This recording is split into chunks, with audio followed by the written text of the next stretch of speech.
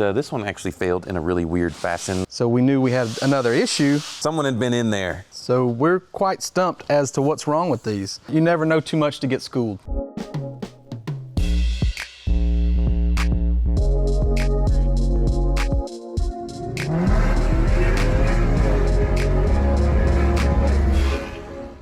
Hey everyone, and welcome back to DCMotorWerks. My name is Cameron, and today in front of us we have an engine. This is a M272 motor. I know we did a video on the M273 where we talked about the 272 a little bit, but that video is up there if you want to watch it. But this one came in for convertible things, as it is a convertible where the roof cylinder was leaking. Just one of them on these. 209 chassis, as these do not tend to leak a whole lot, but this one actually failed in a really weird fashion. Like the bottom cap of the roof cylinder was leaking. Also had a check engine light, which on a 272, especially this being an 06 model, we are not unaccustomed to, because these were the early years that had the balance shaft issue and all the issues that people complained about on these. The first couple years were a little iffy, and when we pulled the code, we saw that the bank 1 was, what was it, retarded, I think? Bank 1 retarded. Yes, that is the proper term.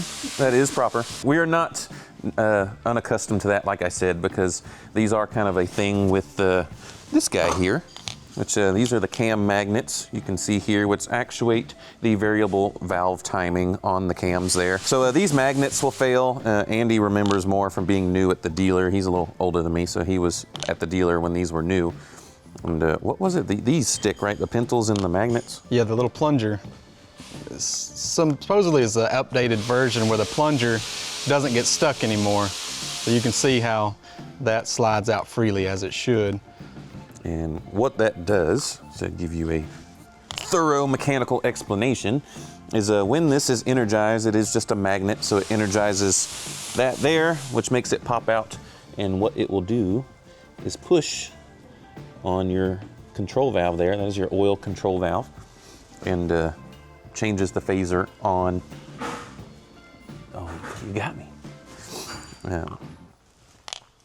Start Distracted by it. Yeah. Start with a control valve. So it redirects oil flow and changes cam timing. So to give you the full mechanical explanation is that plunger there pushes on your oil control solenoid here on the front of the cam phaser, and what that does is allow oil flow into the phaser to phase the camshaft. So full technical explanation there. But when these aren't working properly, of course, you get a check engine light, and usually you just do magnets. But when they are a little worse, not with this exact code, but when the chain stretches or the balance gear wears out, the timing chain essentially stretches, and it throws your cams out of phase. So we were a little concerned because this is an early build 272, but all the codes were not the timing related ones, but actually just the cam phasing. So what you can do with these cute little things here, these are your camshaft position sensors, and you can pop these out, and on the tone wheels, Circles. yeah, you get these cute little circles, and it even says 272 on it. But when you put the engine in time or basic timing, you can see these little windows, and Andy saw that those were in time. So he was very confused, weren't you? Yeah, didn't make a lot of sense to me that you check basic timing, all of your cam position sensor wheels line up in the hole as they're supposed to, which tells me the chain's not stretched, the balancer gear's not wore out, the diameter hasn't changed. So it just didn't make any sense, so we tried new cam magnets, didn't fix it. Once you do cam magnets, you need to do teach-in of the cam adjusters because you have new magnets now, and it never would complete the teach-in. So we knew we had another issue, but never seen it before. Cam magnets always fix it for that fault code.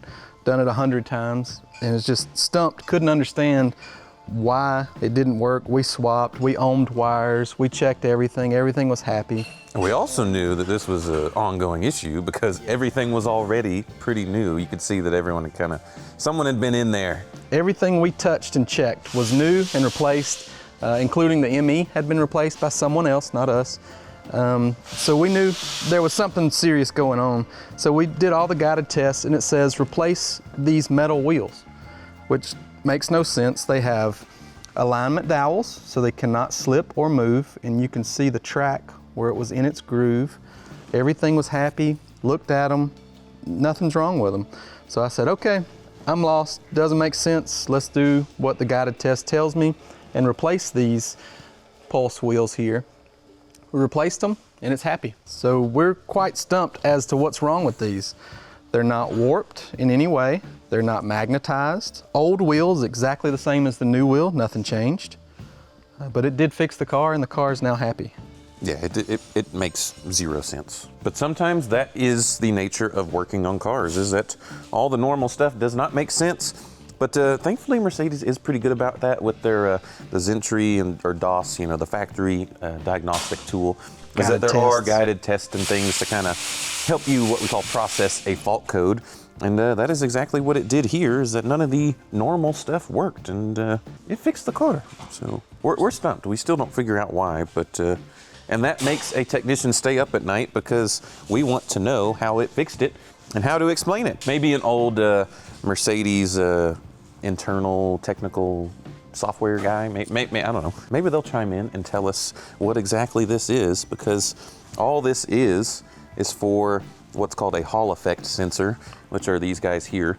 And basically with this being, you know, metal, is it sensor picks up the magnetic field from the gaps and the non-gaps of the wheel, and that tells it the position of the camshaft, so it doesn't make sense. So that just tells you that even seasoned techs, and after we fixed hundreds of these engines with this fault code for that, we saw something new 20 years later, because these came out in about 2005. You never know too much to get schooled.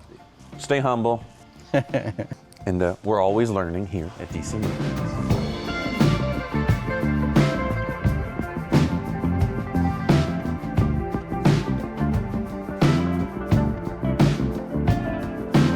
That's the old ones, which the guided test said to replace, and I don't really understand what's wrong with them, but it fixed the problem. It's a piece of sheet metal. It does nothing in its life but spin in a circle. Nothing touches it, nothing contacts it, nothing wears on it. It doesn't make any sense how that wears out or changes or goes bad in any way. Sensor sits here and it spins around it, so the sensor sees these holes. Then it doesn't touch it. So it's just spinning around and that's it. But maybe it warped or something, but you can lay them flat and there's nothing wrong with them. I'd be trying to figure that one out for a few years. How that makes any sense. We thought, okay, maybe they got magnetized and it's making the sensor mad, but they don't stick to any ferrous metal, so they're not magnetized. Nothing but oil splashes on it. Nothing has any kind of wear characteristic at all. Come on, you're gonna fight me? I got lucky and it came out. Now it doesn't want to go back in. Come on. I jinxed it. I said it'd be a 10-minute job. When they first came out, Benz built them with the balance shaft problem, which we did a video about. And that was a big deal. And Benz was covering it under warranty and some kind of extension as well. But now those engines are still out there. So people are really afraid of 06, 07 model year and earlier cars for that reason. We've got one out in the parking lot, this same car that needs the balance shaft according to the customer. So I told him to bring it here and we'll diagnose it and I'll let you know if you really need one. Maybe it could be the same problem, because a lot of people know about it, but they don't know well enough about the cars. So if they see timing faults and they Google, that's the first thing that comes up, is you need a balance shaft, and a lot of times that's not what it is. I'm not quitting though. Just keep changing tools till you get the right thing. Just keep changing, different idea, different theory. Of course the freaking batteries are dead. There we go. Torque this to spec. That's it. A lot of people, including myself, enjoyed working on these engines. They had plenty of room, made sense. Nothing was terribly bad with them. Like any first generation of anything, they had their problems when they first came out. They got worked out. Maybe that's not quite right. Let's reroute this thing.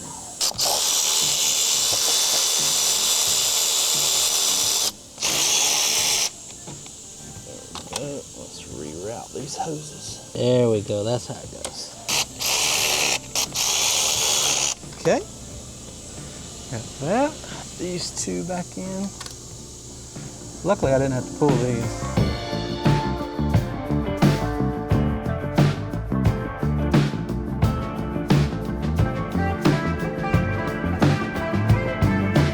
It's always a fight with a computer. It never works. All right, so we're gonna connect our SDS and we're gonna do teach-in of the new camshaft position sensors and camshaft magnets. We'll go through all the menus and finally get there. So now we've got everything reassembled as it was from the factory, and we're gonna go into learning processes in the engine control module, and we're gonna go into teach-in process after engine replacement.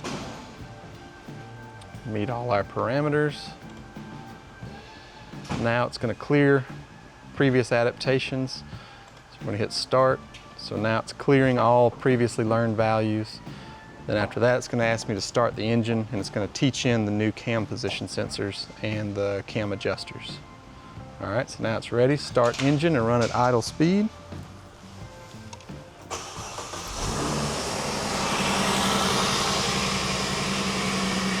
So now it's learning the new cam positions here.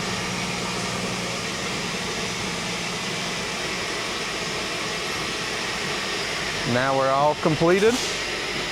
The coding is happy. It says adaptations of camshaft position has been performed. F2. So we're all done. We'll do one last code sweep and see if we got any leftover fault codes. And while you're in there, we're gonna go ahead and teach this in.